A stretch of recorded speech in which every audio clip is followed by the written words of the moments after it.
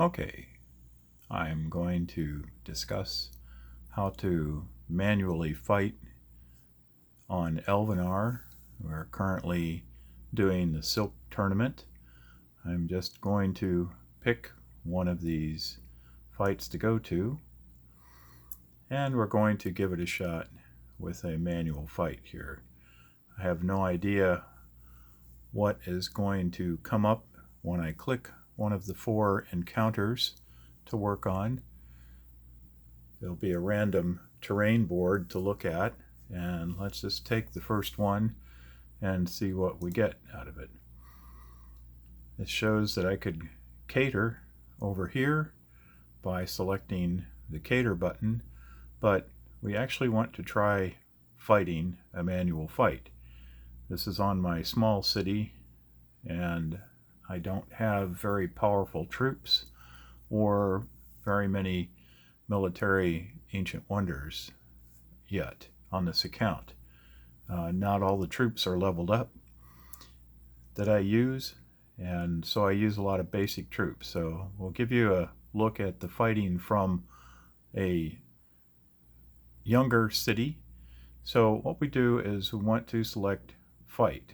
Now we see that we've got shady characters here, and it shows what they are by hovering over them. So you've got some light melee, you've got a enchantress or a mage unit, and you've got a Steinling, which is the heavy ranged unit. When you hover over these, it shows by the number of crossed swords what that unit is good against. So you see in this case the Steinling 2 as a heavy ranged unit is very powerful against light range units, somewhat against light melee units. Heavy ranged units is about even, and the units that are not listed would include your mage or your heavy melee units that it's not very good against. The dogs over here, the Cerebus, he's good against mage units. Light ranged units are not so good against, and the light melee, he's about even. And of course, he is not very good against the heavy units. Here is your mage. She takes over that role, being good against heavy ranged, somewhat decent against heavy melee, and mage units about even. And of course, there's the other dog. So let's pick the fight. Now, once we do this, this gives me a chance to pick my troops either from the barracks, the training grounds, and the mercenary camp, if you have these buildings in your city. Let's start from the barracks, which are the basic troops. And if you look down here, you've got your tournament squad size is 267. That's the number of units you can put on one hexagonal field. This is called a squad. Okay, you're versus the enemy squad size, which is 417. So they outnumber you, not quite 2 to 1, but a significant amount, since there's only 4 of them. And you can see their their squad sizes are listed down here, and they are all ranked 2. So what I normally do, without referring to my notes, is I just match up each troop as we go by. We know that we have 2 sets of dogs, which we know are my troops that are good against dogs are going to be my heavy troops. So when I hover my cursor over the heavy melee unit, we'll see the blue sword light up, and it shows that I have 4 crossed swords, which is pretty good against these dogs. So I may want to pick them. Over here we have Golem, which again shows the blue sword against the 2 dogs. So these 2 units here are pretty good against the dogs. The Fireball shows that against the light range, or the heavy ranged unit down here, the Steinling, the Golem is going to be about even, and the heavy is going to, the Treant is going to be pretty good. So if we want to get the most bang for the buck, let's pick the unit that does the most damage against the most units. So I'm going to pick 2 of these, And I'm going to go over here because I know that from the training grounds I have the heavy melee unit Orc Warrior, which actually takes the field in a bigger squad size than the Treants. So as you can see down here, when I put one of them in, they come up as 134 in a squad, whereas the Treants are only 45 in a squad. Even though this troop is only ranked 1, while the Treants ranked 3, still the sheer numbers kind of make up for that difference. So let's put another one in here. And I know that if I put dogs in, they're great against the mage. As you can see, they have 5 swords against the mage unit, the sorceress there, but the styling down here is great against my, he does pretty good against my light melee unit, and the dogs are about even. So I'm not going to pick him. I'm going to pick another somewhat ranged unit, which is the Valorian Guard. He's also heavy melee like the Treants and the Orc Warriors, but he has the added ability to chop over other people, other units, and terrain. So I'm going to put one of him in there. Now, these line up 1, 2, 3, 4, 5. The way they line up on the field is this is the center, and then going down, going up is going to be 2, then 3 would be 1 down from there, then 4 would be up at the top, then 5 would be all the way at the bottom. This is how they line up from top to bottom. So let's go ahead and fight, and let's see what kind of terrain we've got. Okay, this board is fairly wide open. There is some terrain that's going to bother us. As you can see now, it's blocking my heavy melee troop. Let me move the camera just slightly. He can get through here to attack, so that's the way I'm going to send him. As you can see, when the troop down here, and let me move this down to the bottom, he's my first one to move, and it shows all of his stats. So you can see what he's actually capable of doing. But the lighted hexagonals here mean that he can move a total of 2 spaces and attack. So right now he can't really reach the dogs, so I'm going to move him this way. You can move by clicking on the square you want him to move to with your mouse, and he will move. Now the next one to move is this Orc Warrior here. The Orc Warrior has a choice of hitting this dog or hitting this dog. Now, the thing about dogs is they're going to chase you all over the board. They will go wherever you are. So there is no need to go back and attack a dog if you have another unit that runs away from you that you can run and catch. So what I'm going to do is just leave these dogs, not really worry about standing here and attacking. I'm going to actually move towards these 2 units here, and in the process attack. Now you notice the dog bit back. That's called a kickback or strike back ability. These units have a strike back ability. So does my Orc Warrior here. At this level, he only has 1 strike back. When they get more rank, they have up to 3 strike back moves. That means if they were bitten 3 times, they would strike back 3 times.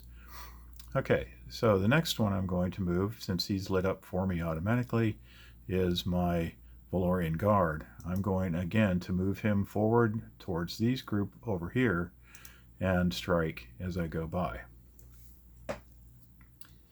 Also, when I move, I want to make sure that I leave openings for my other troops to move, especially in tight quarters. So this way I'm going to be able to move this treant forward, and I can move this treant forward around this dog and strike him. So we've killed 1 dog. As you can see, the AI is moving. and they are striking. And as you can see, the orc warrior struck back at the dog when bitten. So now it's my turn to move again as my first unit lights up here. I'm going to move him out and strike the Steinling. Now remember, this dog is going to chase me, so I have the option of striking him or moving to the sorceress here. What I'm going to do is choose to move towards the sorceress. So I can either click her directly and he will move to attack, or I could simply have clicked the space right here, which is the maximum distance he's allowed to move, and then strike. I prefer to do that because if I simply put my cursor on the target and click the target, then the AI feels free to move in whichever direction it wants to do that, which may not be where you want to place your unit. You may want to place your unit in a spot that blocks other units from going somewhere, escaping, coming into your territory to kill your archers or any other backline targets. So take a look at moving exactly where you want to move to. Now here, the Valorian Guard can actually strike a square, one square further away from him, whereas the Orc Warriors and the Treants cannot. Okay, so again, moving forward, we're going to move. I can't really strike her, so I'm just going to hit this dog here and then hit him again here. And as you can see, the dog strikes back. Okay, so now it's the AI's turn. The sorceress decided to come over and kill one of my Orc Warriors. Now here, I'm again moving. This is going to be round 3. Now I have an option of striking this dog, but that's kind of a wasted move because there's only 3 left. And when I strike him, I'm still stuck in this position and not any closer to the Steinling who's moving away. So I'm going to move here, strike the Steinling, knowing that when the dog moves, he's going to come and attack my warrior, who will automatically strike him back, killing him because there's only 3 of them left.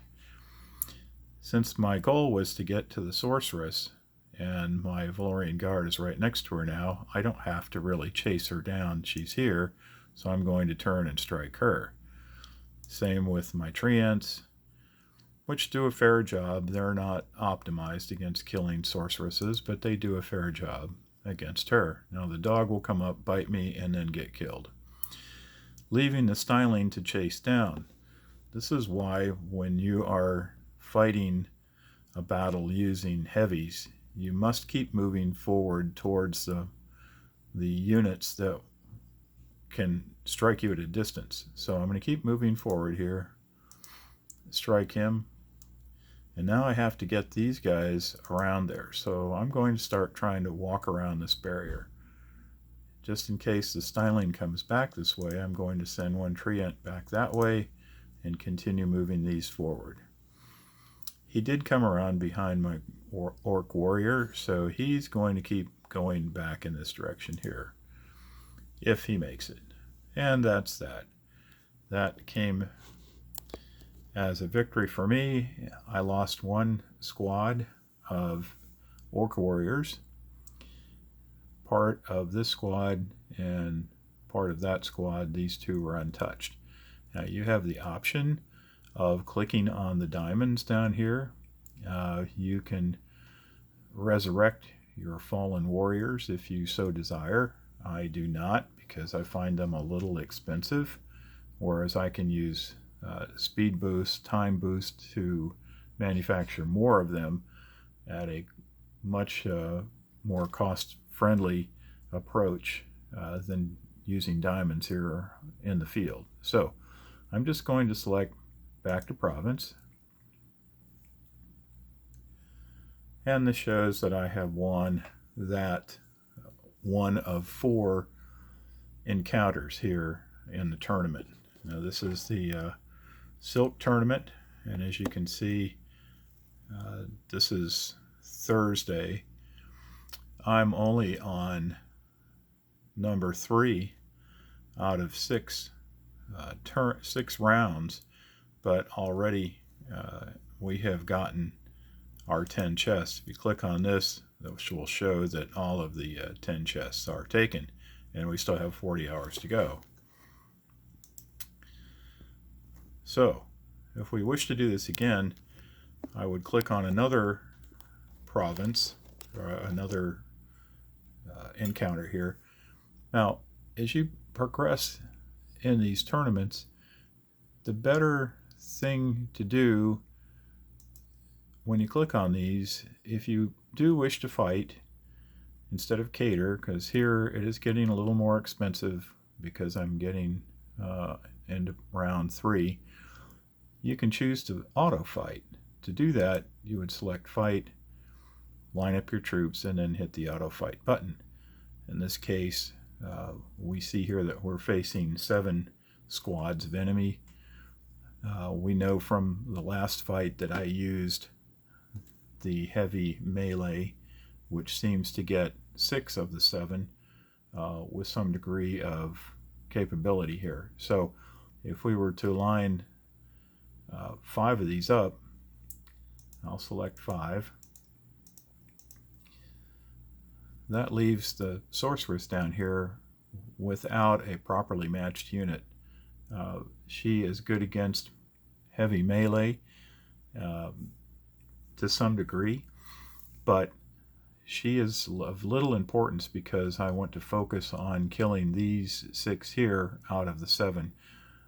If I was to put a unit in here like a light melee or light ranged that would attack the sorceress, that's going to expose these 2 units to be attacked by these units down here, and you can see that they are good against light melee, light ranged, and mages. So putting one of these light units in is pretty much a death sentence unless you can really go in there on a manual fight and keep them safe. The better alternative is to just leave them out altogether and go with heavies. So we could click an auto fight here, or we could go in and fight. Let's go ahead and click auto fight and see what happens. Now the AI fights in a certain manner. You can watch how it fights by simply selecting a fight, choosing to fight. Again, we're going to put all heavy units in, even though this time there are two mages here. I'm going to select fight, a manual fight, and we see that the mages will move first, as well as the light melee, before our heavies do. Everybody moves first. Now, in this instance, I could just go ahead down here by selecting the sword, which means to go ahead and finish the fight automatically. If we do that, we can see how the AI moves. So let's go ahead and give that a shot. I'm going to select the sword and watch how the fight progresses. If you'll notice, one of the things that the AI does is it will actually go back and attack the dogs instead of moving forward across the board to attack the mages. That's one of the big downfalls of the AI fighting automatically.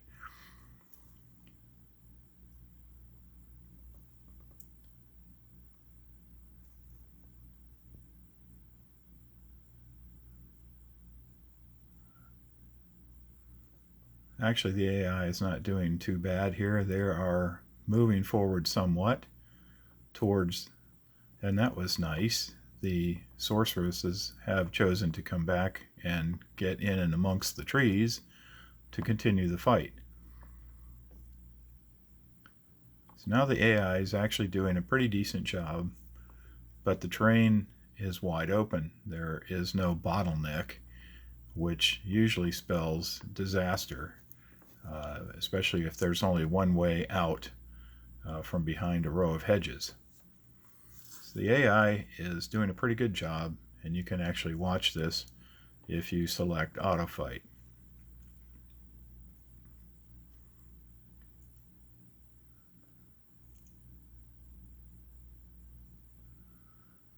And now we just have the lone sorceress over there. And when she attacks, she puts on a spell that decreases the amount of attack that the tree ants will put on her. So that makes them weaker. But eventually they surround her and overcome. Okay, so that was considered a victory. However, we've lost quite a few troops. So let's go back to province. And let's select the final battle here. I plan to go in and fight this manually. Now let's look. Again, we've got 6 units to fight, and I'm going to go with all heavies and try to take out the mage with the heavies. This time I'm selecting a Valorian guard to give me a little bit of ability to reach over terrain obstacles and fight at a little bit of a distance as opposed to walking right up to. Now, as you can see, this terrain map is fairly complicated. Already my orc warrior over here is trapped. I can't really move him forward. If I move him forward and walk him around here, he will be exposed to the Steinling and maybe the sorceress. She's probably going to move, but that's not a good place to go. So I'm going to leave him there. Same here. If I move this guy around this way, he's going to be exposed while they just sit there and attack him. I'm going to move him a little bit out of the way of these guys. Now let's move the Valorian guard out. We can move the tree out this way and move this guy out. Now this is kind of tricky, keeping track of who's moving first. So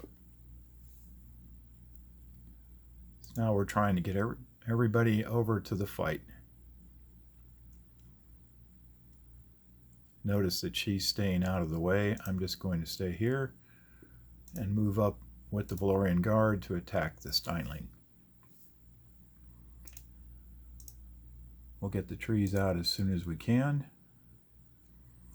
Now, as you can see, the mage is going to sit back here and play it smart. Stay back and let the hapless heavies try to find their way out of this maze, which is proving to be somewhat difficult. Now, if I can attack all 3 of these, I can attack the dog, I can attack the mage, and the Steinling. The Steinling is not hurting me that bad. The dog can't reach me, and the mage, however, is laying some hits on me. So I'm going to go for her first while I bring up some more troops. She's going to retrograde. And now the problem is, as you can see back here, these Steinlings are throwing rocks at my troops. So I'm going to have to retrograde back out of their way. This guy is about to die, so I'm going to put him over here, opening this lane up for my tree and letting these dogs come in. So I'm going to just stay here for a second and let the dog come in. There he goes. Now, none of these will move because they can't really reach me, except for him, of course. I'm going to try to bring these guys around. Here's the dog. We can attack him. Can stay there and attack him. Now, we've killed one dog. I need to take out some of these ranged characters here. She was nice enough to come over and get within range. So now let's move my heavies up.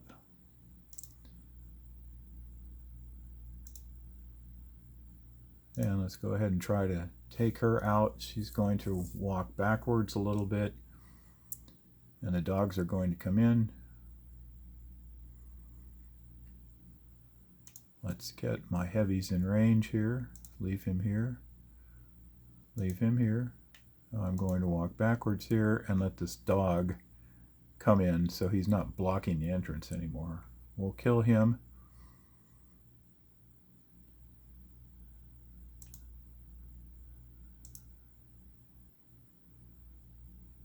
Move over here, kill this one. Kill this one.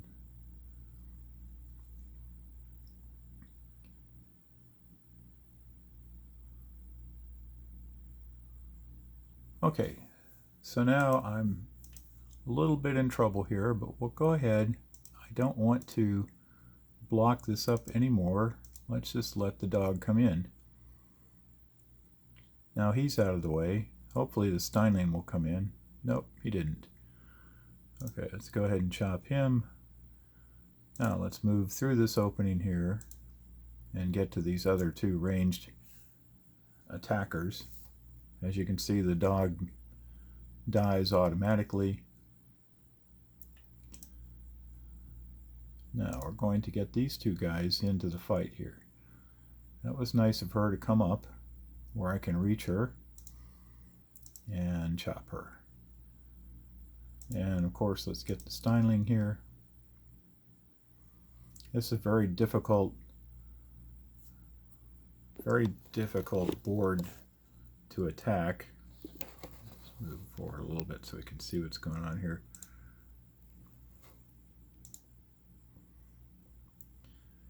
And let's get her out of the picture. Now we just have 2v1.